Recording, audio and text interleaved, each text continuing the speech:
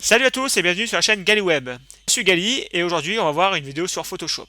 On va voir plus particulièrement comment faire pour détourer un personnage et donc on va voir comment faire pour détourer un personnage proprement, au mieux et au plus détaillé pour pouvoir l'incruster pourquoi pas sur une autre image. Voilà, donc nous travaillons avec cette image. Le but va être donc de découper cette femme qui est en train de se mettre un brin de lavande dans les cheveux. À savoir, pour découper une image, il y a plusieurs choses à savoir. Déjà, ce qui va faire la différence pour découper proprement une image, ça va être la qualité de la photo.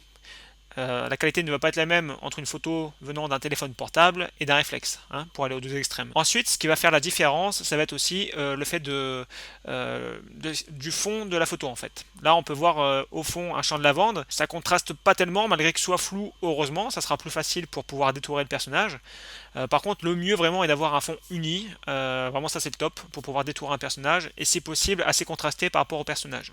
Ça, c'est vraiment être les différences qui vont être là pour pouvoir faire le nécessaire pour détourer correctement un personnage. Ici, on a une photo comme celle-ci. On va faire ce qu'on peut pour avoir au mieux une belle image. Donc, l'outil que nous allons utiliser aujourd'hui, ça va être donc l'outil de sélection rapide, d'accord, qui est ici, d'accord. Donc, soit vous appuyez sur W, soit vous cliquez ici sur Outils sélection rapide. Ici, donc, vous avez un curseur. Je vais un petit peu le grossir. Donc, pour rappel, hein, je vais faire des petits rappels pour les raccourcis. C'est vous cliquez sur la touche Alt et clic droit et vous pouvez modifier comme ceci la taille de votre outil. D'accord.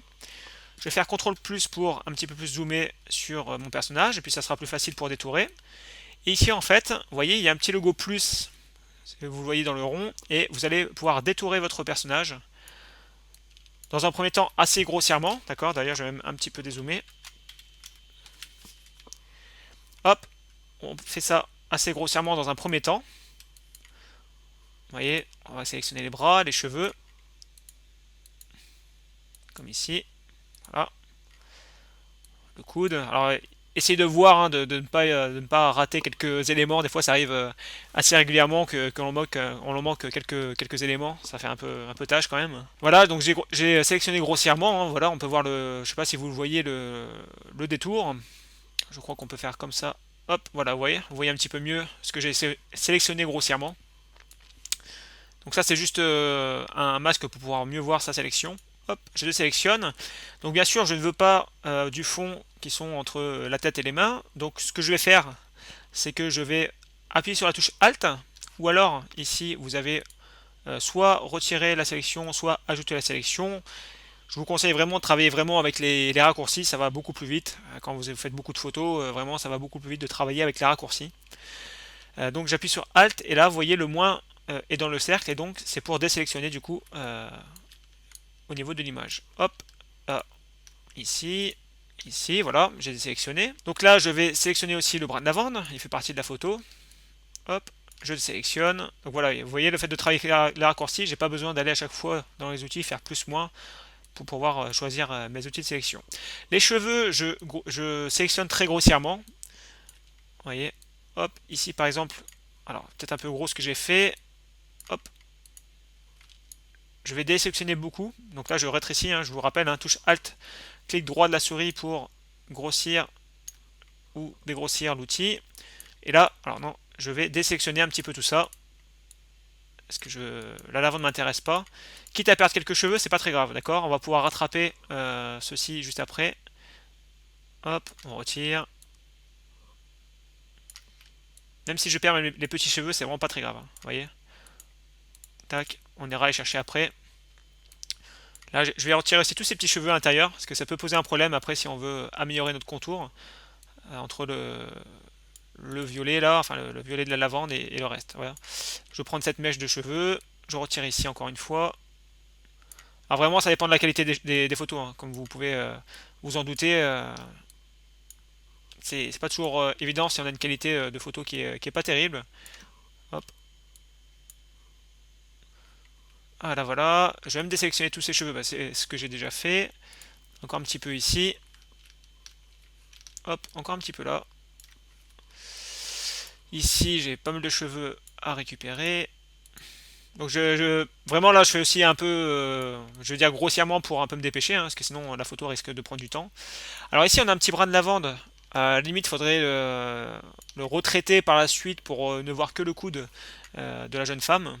Mais, euh, mais là voilà, c'est pas le but de la vidéo, d'accord? Hop, voilà, un petit peu ici. On est pas mal, la bague est prise. Voilà, voilà. Ici, donc, j'ai ma sélection de mon personnage. Et donc, dans un premier temps, pour affiner, on va dire plutôt ma sélection, je vois ça. Vous voyez, des fois, il faut un petit peu dézoomer. On peut voir quelques, je ne vais pas dire défauts, mais quelques améliorations à apporter des fois à la photo. Le fait des fois de travailler à fond sur l'image, ça nous empêche des fois de voir vraiment quelques défauts qu'on aurait pu faire lors de notre sélection, dans notre travail en fait, hein. Vous voyez là, je vois que, hop, ici, je vais essayer de retirer un petit peu ce qu'il y a autour, sans exagérer non plus. Voilà, on est plutôt pas mal. Donc là, ce que je vais faire, je vais aller dans sélection et je vais aller dans améliorer pardon, le contour. Ici, vous avez une nouvelle fenêtre qui va s'ouvrir et dans un premier temps, on peut afficher en fait ce qu'on veut trouver. Alors souvent, quand vous allez ouvrir pour la première fois, vous allez avoir cette sélection. En fait, ça nous permet de distinguer en fait ce qu'on a sélectionné du fond. Différentes solutions là. Donc ici, on a l'outil sélection qui est mis en place, hein. C'est le titre, c'est la sélection par défaut.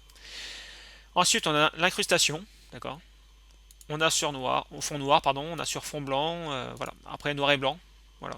Ça dépend de ce que l'on cherche. Ici, on est sur un ton assez clair, donc je vais plutôt prendre le noir. Ça me permettra de mieux distinguer mon sujet du décor à l'extérieur. Donc j'ai mis sur fond noir, ok. Je referme ma fenêtre. On peut afficher le rayon, etc. Bon, ça c'est pas forcément des outils que j'utilise personnellement. Ensuite, ici, l'outil le plus important dans ce cadre-là, dans un premier temps, ça va être donc la détection des contours. C'est-à-dire qu'en fait, ça va être une détection intelligente des contours qui va nous améliorer notre contour, justement, par rapport au travail qu'on a déjà fait avant. Donc là, je vais légèrement améliorer. Vous voyez, là, je suis à 2,3 pixels. Je vais vous montrer un truc. Faut jamais trop exagérer dans ces outils-là, d'accord? Parce que je vais vous montrer un petit peu ce que ça fait, la différence. Si on va aux extrêmes, ça va prendre limite un petit peu ce qu'il y a autour de notre sujet. Donc allez-y mollo, voyez ce que ça peut faire. Jouez un petit peu avec le curseur, voir si vraiment vous êtes bien, pas bien, d'accord. Là ici pour moi ça me paraît plutôt pas mal dans un premier temps. Je suis à 1,9 pardon, pixels. Régler le contour, ça je n'utilise pas non plus. On peut l'utiliser pour des fois d'autres photos, mais là dans ce cas-là je ne vais pas l'utiliser, ça sert à rien de s'embrouiller avec ça en plus. Et une fois que vous êtes dans l'amélioration de contour, en fait vous avez un outil qui est directement sélectionné qui est ici, d'accord. Et donc vous allez pouvoir améliorer en fait le contour, aller chercher vos cheveux qui manquent. Un petit conseil ici, dans l'affichage, mettez plutôt en incrustation, ça vous permet pardon, de voir les cheveux qui manquent justement à votre sélection. Hop, donc on peut laisser la taille comme ceci. Vous voyez, je vais par exemple sélectionner les cheveux qui sont ici, et directement, ça va me sélectionner que les cheveux. Donc là, c'est un outil, mais ultra pratique.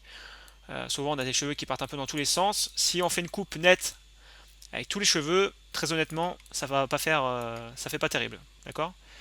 Donc là, je vais un petit peu détourer tout mon personnage au niveau des cheveux, surtout. C'est surtout là qu'on perd du contour. Donc on va essayer de récupérer un maximum pour que ça fasse le plus naturel possible. Ici, j'ai quelques cheveux, non, c'est bon, on est pas mal. Ici, on a beaucoup de, vous voyez, c'est tout ça que j'avais pas sélectionné exprès pour justement essayer de récupérer que les cheveux et non pas la couleur de la lavande qui est juste derrière. Hop, voilà. Là, j'ai vraiment que les cheveux qui sont sélectionnés.